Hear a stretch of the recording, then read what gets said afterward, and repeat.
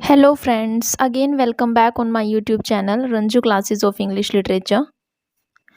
Friends जैसे कि मैंने परसों जो है इवलिन हॉप की पोएम पर वीडियो बनाई थी।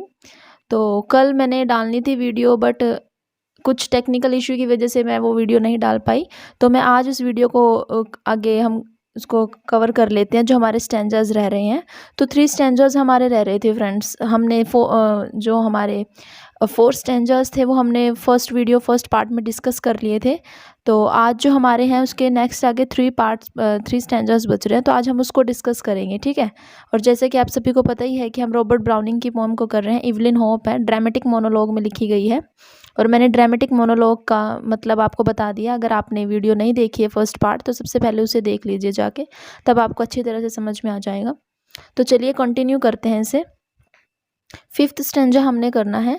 तो इसमें है but the time will come at last it will when Evelyn Hope what meant I shall say in the lower earth in the years long still that body and soul so pure and gay, why your hair was amber I shall divine, and your mouth of your own geraniums red, and what you would do with me in fine in the new life come in the old one's stead। तो इसमें क्या बोल रहे हैं, but the time will come at last it will, यानी कि ऐसा time भी ज़रूर आएगा। यानी इस लाइन में लवर क्या बोल रहा है, वो बोल रहा है कि but the time will come at last it will, यानी लेकिन ऐसा टाइम भी ज़रूर आएगा। कैसा time? When Evelyn Hope what meant I shall say, यानी जब मैं तुमसे मिलूँगा, ठीक है। वो इवलिन होप को कह रहे हैं कि एक ऐसा टाइम भी ज़रूर आएगा इवलिन होप जब मैं तुमसे मिलूँगा। उसके बाद बोलते हैं in the lower earth in the years long still, यानी इस अर्थ पर मुझे कितना भी लंबा समय लग जाए लेकिन मैं तुमसे मिलने ज़रूर आऊँगा। यानी कि हमें पता चल गया था ना कि उनकी डेथ हो चुकी है, तो उन्होंने कहा था कि उस नेक्स्ट वर्ल्ड में मिलेगा, उसे बाद में मिलेगा, उसे जाके अगले दूसरे जन्म में उससे जाके मिलेंगे जब उसका दूसरा बर्थ होगा। तो वही यहाँ पे बात कर रहे हैं कि मैं इस अर्थ पर तुमसे कितना भी लंबा समय लग जाए मुझे, लेकिन मैं तुमसे ज़रूर मिलने आऊँगा। उसके बाद बोलते हैं that body and soul so pure and gay. Pure means होता है होली, यानी कि पवित्र, और गे मीन्स होता है हैप्पीनेस, खुश मिजाज टाइप की। तो यहाँ पर क्या बोल रहे हैं, यानी लवर जो हैं वो इवलिन होप की प्रेज कर रहे हैं और बोलते हैं तुम्हारा शरीर, यानी कि जो तुम्हारी बॉडी है और तुम्हारी जो सोल है, जो तुम्हारी आत्मा है, वो बहुत ही प्योर है और तुम बहुत ही कैसी हो, तुम बहुत ही खुश मिजाज टाइप की हो, ठीक है। उसकी प्रेज कर रहे हैं वो। तो और फिर उसके बाद बोलते हैं why your hair was amber I shall divine. तो यहाँ पे एम्बर का मतलब होता है गोल्डन टाइप के, ठीक है। गोल्डन मीन्स सुनहरे, गोल्डन रंग के होंगे, तो उसकी बात कर रहे हैं।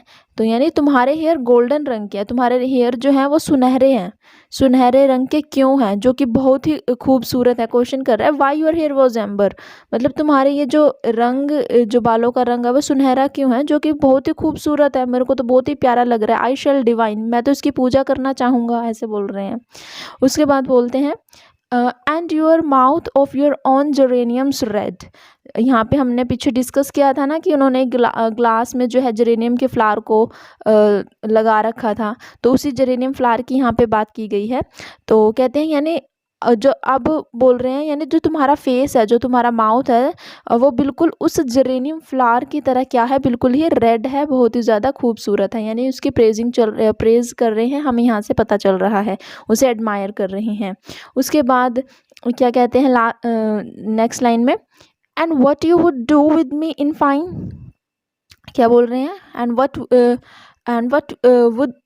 What you would do with me in fine, यानी जब तुम मुझे दूसरे वर्ल्ड में मिलोगी, in the new life come in the old one stead, यानी न्यू लाइफ के साथ जब तुम मुझे उस दूसरे वर्ल्ड में मिलोगी तो तुम मुझे ऐसे ही एक्सेप्ट कर लोगी, कैसे, जैसा मैं अब हूँ। अब वो 48 ईयर्स ओल्ड के हैं, ठीक है। उनका लव जो है प्लेटोनिक लव है, मतलब बहुत ज़्यादा प्यार कर रहे हैं इवलिन होप से, तो कहते हैं कि तुम मुझे ऐसे ही एक्सेप्ट कर लो कि जैसा मैं अब हूँ, ठीक है। यानी तुम्हारी और मेरी लाइफ न्यू तो होगी, बट लव जो हमारा होगा वो कांस्टेंट रहेगा, वो रिमेन रहेगा, बिल्कुल वैसा ही रहेगा जैसा अब है। जैसे मैं ओल्ड वन हूँ, बिल्कुल ऐसे ही तुम मुझे एक्सेप्ट कर लोगी उस वर्ल्ड में भी, ठीक है। नेक्स्ट स्टैंजा की तरफ बढ़ते हैं फ्रेंड्स। अब क्या बोलते हैं इसमें, एक बार मैं पढ़ देती हूँ पूरा इसे। I have lived, I shall say, so much since then. Given up myself so many times, gained me the gains of various men, ransacked the ages, spoiled the climes. Yet one thing, one in my soul's full scope, either I missed or itself missed me, and I want and find you. Evelyn Ho, what is the issue? Let us see. तो कहते हैं I have lived I shall say so much since then, means यानी मैं जब तक इस संसार में रहूँगा ना, एक्सपीरियंस करता जाऊँगा। इस लाइन का मतलब यही है। उसके बाद बोलते हैं given up my self so many times. Given up मतलब गिव अप कर देना, छोड़ देना। तो यहाँ पर कहने का मतलब यानी मैं बहुत बार तो गिव अप, मतलब बहुत बार तो मैंने गिव अप भी किया।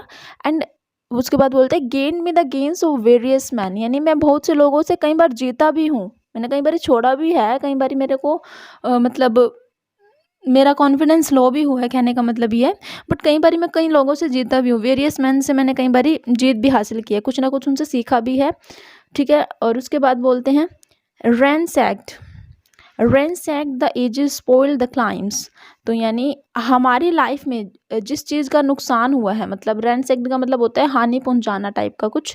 तो मतलब हमारी लाइफ में जिस भी चीज़ का नुकसान हुआ है ना, उन्हें हमें कभी ना कभी भूलना ही पड़ता है। स्पॉइल द क्लाइम्स, उन्हें हमें कभी ना कभी ख़त्म करना पड़ता है, उन्हें कभी ना कभी भूलना पड़ता है।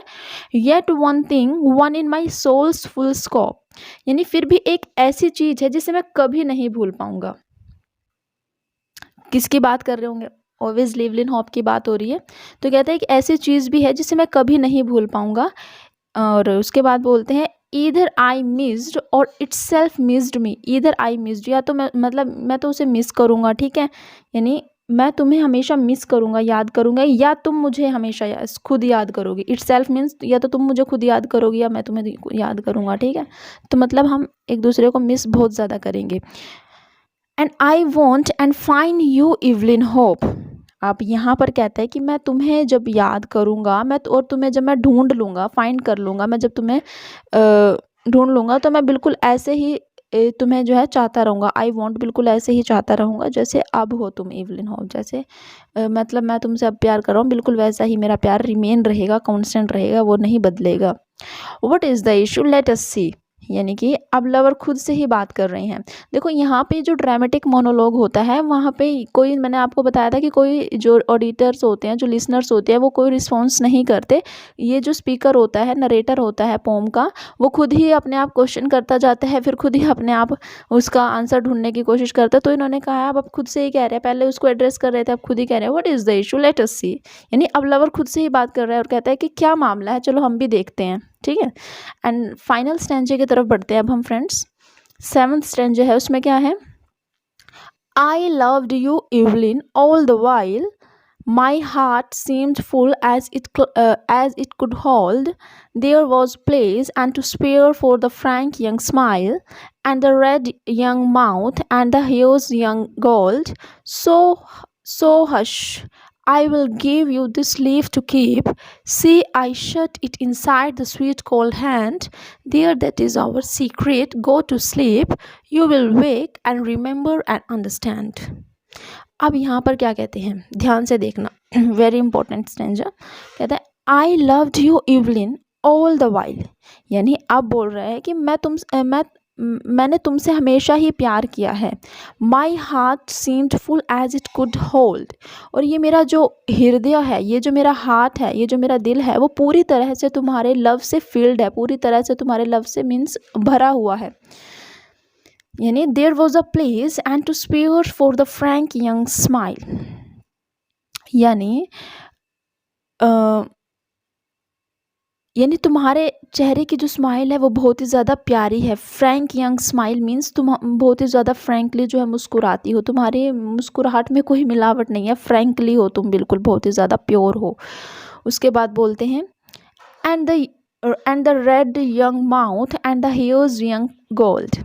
यानी रेड यंग माउथ मीन्स अभी जो हमने पीछे डिस्कस किया था, जेरेनियम फ्लावर की बात की थी ना इन्होंने, तो उसी की यहाँ पर फिर से दोबारा प्रेस करते हुए बोल रहे हैं। यानी तुम्हारा जो माउथ है वो बिल्कुल उस जेरेनियम फ्लावर की तरह रेड है, इतना खूबसूरत लग रहा है। और तुम्हारे हेयर्स कैसे हैं, उसी एम्बर कलर की तरह है, गोल्डन और सुनहरे रंग के हैं, ऐसे बोल रहे हैं। ठीक है, and the hairs young gold, यानी कि तुम्हारे हेयर्स बिल्कुल वैसे ही हैं उस एम्बर रंग की तरह। सो हश मीन्स होता है चुप हो जाओ, शांत हो जाओ, ऐसे बोल रहे हैं।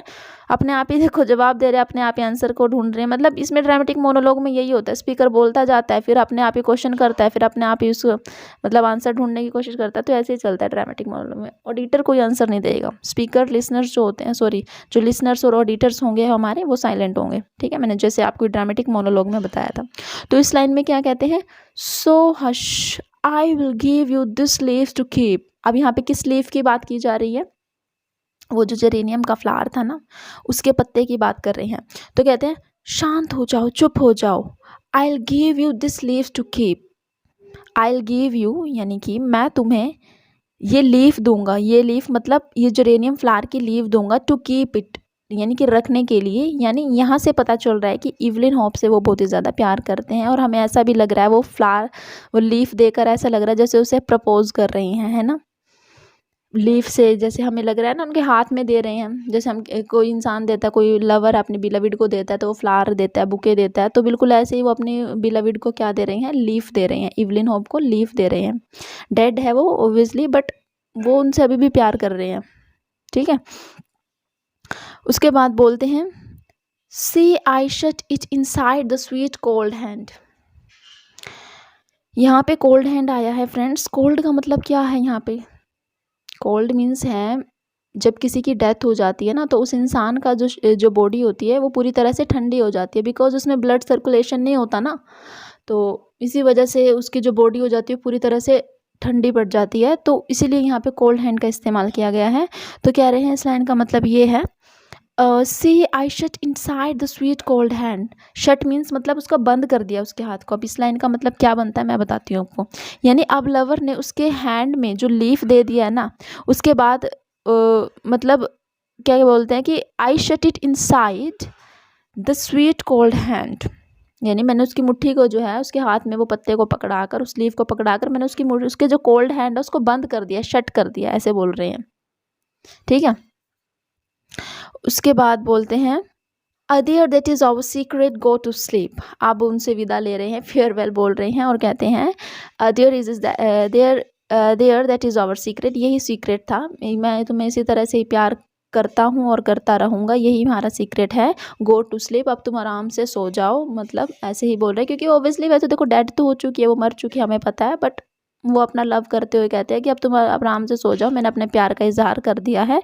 और कहता है you will wake and remember and understand. ये लास्ट लाइन वेरी इंपॉर्टेंट है। ये यू विल वेक मीन्स, अब आप सोचोगे वो तो डेड हो चुकी है, वो वेक कैसे होगी, तो जो उसका नेक्स्ट बर्थ होगा, अगले जन्म की बात की थी ना, अगले जन्म में ही वो उनसे मिलने की कोशिश कर रहे हैं। तो जब इतनी सारी बातें बता रहे हैं कि जब मैं तुमसे मिलूंगा तो ऐसे नहीं ऐसे करूँगा, तो फिर ये कहते हैं कि you will wake and remember and understand.